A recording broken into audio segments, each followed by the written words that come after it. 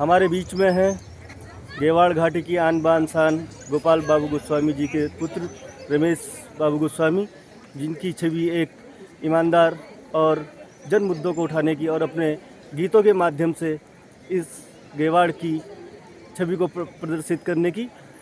रमेश भाई, बीच में एक तथाकथित यूट्यूबर महिला द्वारा एक आपको पर एक लांछन लगाया गया जो कि आजकल सोशल मीडिया पे बहुत वायरल हो रहा है, उस विषय में आपके क्या विचार हैं?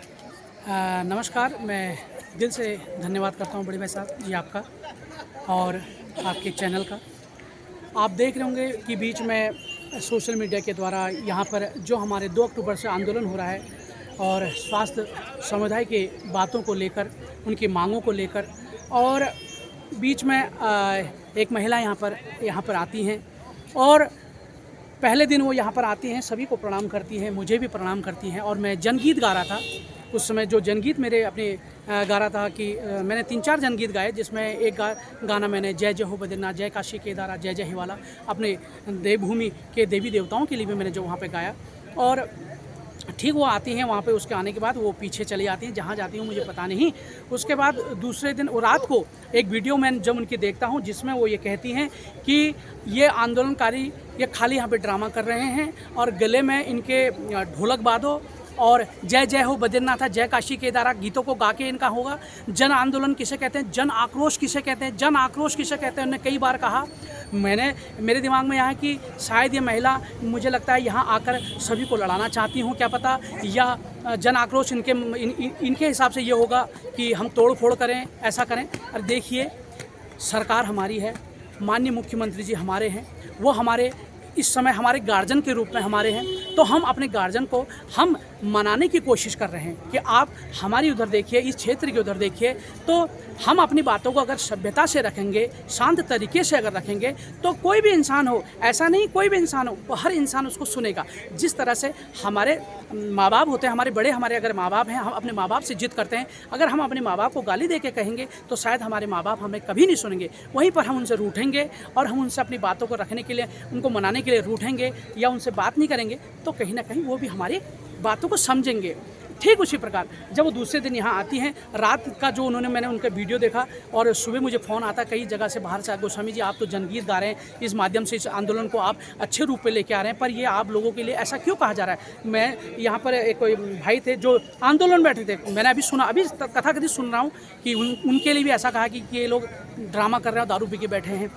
मुझे सबसे बड़ी बात ये लगी, जब वो यहाँ आती हैं तो अपना नाम लेती हैं कि मैं फलाना फलाना, आप सभी लोग आज अपनी दुकान बंद करके लिए मुझको देखने यहाँ आए हो, तो मेरे लिए आए हो। जब ऐसा कहा तो मुझे कहीं ना कहीं मेरे दिल को ठेस पहुँची। मैंने कहा, जो महिला रात को इतना हम लोगों के लिए अशब्द कहती है इस आंदोलन के लिए, और आज वहाँ पर व्यूज़ पाने के लिए वो ऐसा कहें, तो मैंने उठ के यह ज़रूर कहा कि आप इन लोग इनके लिए यहाँ आए हैं या इन जन आंदोलनकारियों के लिए यहाँ आए हैं या इन जन मांगों को लेकर यहाँ उनको सुनने आए हैं। तो मैंने जो कहा, जो इनको सुनने आए हैं वो इनको लेके उधर चले जाएं। सिर्फ मेरा इतना कहना था। और आज मैं देख रहा हूँ सोशल मीडिया के माध्यम से उनके वीडियो देख रहा हूँ कि वो ये कह रही हैं, अगर मुझे कुछ होता है तो रमेश बाबू गोस्वामी इसका जिम्मेदार रहता है। मैं ये पेशेंट हूँ, मैं उसकी पेशेंट हूँ, मेरे बच्चों को धमकाया जा रहा है, फ़ोन आ रहा है, गुंडों के द्वारा फ़ोन किया जा रहा है। मैं कहता हूँ कि मेरे मोबाइल चेक हों, मेरे सारा जितना बायोडाटा निकाला जाए, और मैंने अगर ऐसा किया हो, मैं तो शाम का साथ पर भगवान मुझे कभी माफ़ ना करे अगर मैंने ऐसा किया हो। और अगर आप इस तरह से झूठ बोल रही हैं तो ऊपर वाले से ज़रूर डरें। आप अपने व्यूज़ को बढ़ाने के चक्कर में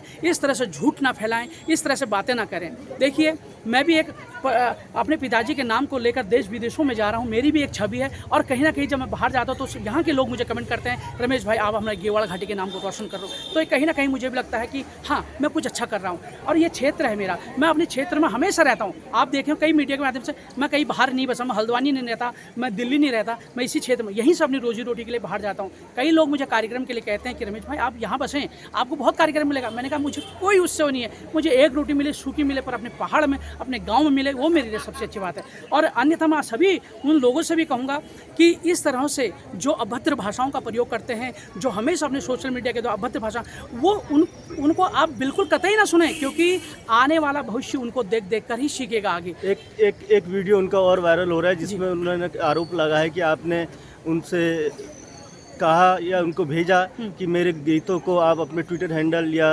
फेसबुक और इंस्टाग्राम से इनको प्रदर्शित करें और इसको शेयर मैं- करें, हाँ, बहुत- क्या बहुत- वास्तविकता में सही है? नहीं नहीं, बहुत बहुत धन्यवाद आपका, आपने ये सवाल मुझसे पूछा। मैं आपको बताऊं, मेरा इंस्टाग्राम जो मेरी आईडी है वो हमारी टीम वर्क चलाती है, मैं नहीं चलाता, मैं कभी कभी देखता हूँ। सबसे पहली बात, मैंने आप जब सवाल ये जब मैंने ये प्रश्न सुना तो मैंने अपनी टीम को फ़ोन किया, क्या आपने कभी इनको ऐसा कहा?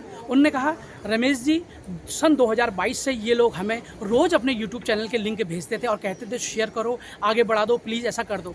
तो हमने कभी नहीं किया। अभी आपने देखा कि बीच में हाल में एक हमारी मातृभाषा दिवस कुछ अभी हुआ था जिसमें मेरे पिताजी की फ़ोटो लगी थी, तो उसमें मैंने कहा था आज हम उत्तराखंडी अपन भाषा बोली में नहीं बुलामो। तो स्वर्गीय श्री गोपाल बाबू गोस्वामी जी की, मेरे पिताजी जी की फ़ोटो लगा के हमको अपनी भाषा बोली में बोलना चाहिए। तो मैंने ये कहा, तो जब आप मुझे फॉलो करोगे कभी जैसे इंस्टाग्राम में, तो आप भी मेरे उस फैमिली में ग्रुप में आप जुड़ जाते हो। तो जब वो उन्होंने टिक किया हमारी टीम ने कि आप इसको शेयर करें, तो वो उनके पास भी गया, वो उनके पास भी गया होगा। तो वो इसलिए कह रहे हैं कि ये भेजा, मैंने पर्सनल कभी नहीं। अभी एक और सुना कि वो कह रहे हैं कि मैंने जयमाला गीत पर वीडियो बनाई। देखिए साहब, आज हर किसी को पता है जब ट्रेंड गाना होता है, कोई भी ट्रेंड गाना होता है, अगर हम उस पर वीडियो बनाते हैं, उसका जितना भी पैसा आता है या जितना भी श्रेय जाता है या जितना उसकी फैन फॉलोइंग बढ़ेगी, जितने उस गाने को देख के उसके प्रशंसक उसमें बढ़ेंगे, सब्सक्राइबर बढ़ेंगे, वो सिर्फ फ़ायदा उसी व्यक्ति को होता है।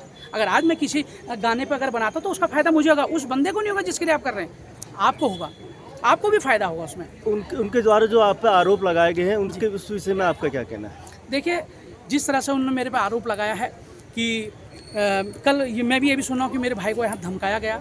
मैं यहाँ हमारे चौखुटिया में सीसीटीवी कैमरा लगे हैं, मैं कहता हूँ उनकी पुष्टि हो और मेरे कॉल डिटेल रिकॉर्ड निकाला जाए। तो अगर मैंने उनके बच्चों को धमकाया होगा या ऐसा, अरे यार देख, तुम इस क्षेत्र गेवाड़ की हो तो कहीं ना कहीं अगर तुम कहती हो मैं क्षेत्र की, इस क्षेत्र के जो भी होगा वो मेरी माँ बहनें हैं, तो तुम भी अगर उस बहनों में होगे तो तुम भी मेरी बहनें ही होंगी। तो मैं तुम्हें मारवाने के लिए, धमकाने के लिए, तुमने जो इतना झूठ मेरे लिए बोला है, जो आपने इतने असत्य मेरे लिए बोले हैं मेरे पिताजी के नाम को लेकर, मेरे नाम को लेकर, मुझे ही क्यों ट्रोल किया गया मैं ये समझ में नहीं आ रहा। क्योंकि जबकि ये 2 अक्टूबर से ये गाना मतलब यहाँ पे आंदोलन चला है और मैं 6-7 तारीख को यहाँ पे आया हूँ क्योंकि मैं अपने कार्यक्रम दे रहा था। तो उसके बाद मैं यहाँ आया तो मुझे ही ट्रोल क्यों किया गया?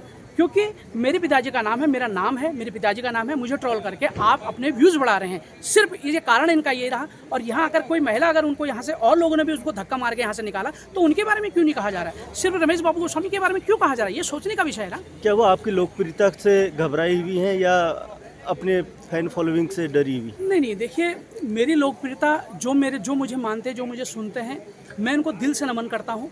वो हमेशा मेरे साथ बने हैं। अगर इनको मेरी लोकप्रियता से अगर कोई परेशानी, दिक्कत, मुझे नहीं लगता कोई दिक्कत होगी। पर जब परसों जो मैंने उनको डांटा, अगर वो यहाँ की हैं, अगर कोई छोटा बच्चा भी अगर कोई गलत कर रहा है, हम बड़ों का फर्ज बनता है उसको समझाने का। अगर वो कहती मैं यहाँ का हूँ, यहाँ मेरा मायका है, तो जो मायका है तो हम सब बड़े हैं। आप भी मुझे डांट सकते हैं, आप भी मुझे, अगर मैं अगर गलत कर रहा हूँ, रमेश आप गलत कर रहे हो, आप भी तो मुझे डांट सकते हैं। मैं भी तो कहीं ना कहीं आपका भाई हूँ। तो इसी चक्कर में मैं उस दिन मैंने इतना कह दिया, उस दिन से शायद मैं उनका बहुत विरोधी हो गया। और मुझे लगता है कि जो रात उस दिन तो हमारी ऐसी कोई बात नहीं हुई थी। 10 तारीख को आपने क्यों जय जय हो बद्रीनाथ है, जय काशी केदारा और ढोलक में के गले में ढोलक बांधो, ये जन आंदोलन हो रहा है क्या? इसे कहते हैं आक्रोश रैली है। और पता नहीं एक वीडियो भी देखी मैंने उनकी, जिसमें वो एक महिला को कह रही हैं हम पहले तो कह रही मैं राजनीति करने नहीं आई थी, अब वो राजनीति कर रही हैं। उन महिला, आप ही हो भाभी यहाँ की विधायक, आप यहाँ जरूर आना, कल दल बल लेके आना और बिल्कुल हम आपको विधायक बनाएंगे। एक तरफ से आप कह रहे हो कि मैं इन मुद्दों को लेके आई हूँ, आप ऊपर से किसी को विधायक बनाने के चक्कर में हो और कह रहे हो यहाँ पार्टीबाज हो रहा है। ये क्षेत्र छोटा सा है, इसमें बीजेपी के भी लोग हैं, कांग्रेस के भी लोग होंगे और यूकेडी के भी लोग, अन्य दल होंगे। जब हम सब लोग यहाँ पर आए हैं तो हम सबका मकसद तो यही है ना, यहाँ के हॉस्पिटल का उच्चीकरण। आप सीधे यूकेडी को टारगेट कर रहे हैं, आप सीधे मुझको टारगेट कर रहे हैं। अरे क्यों टारगेट कर रहे हो भैया?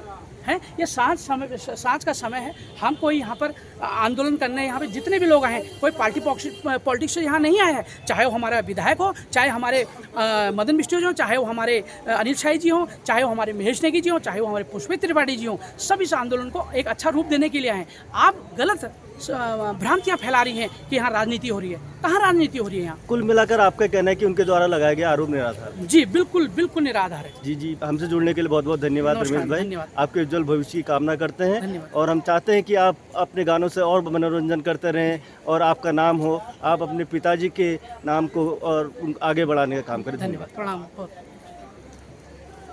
ऐसे ऐसे लोग भी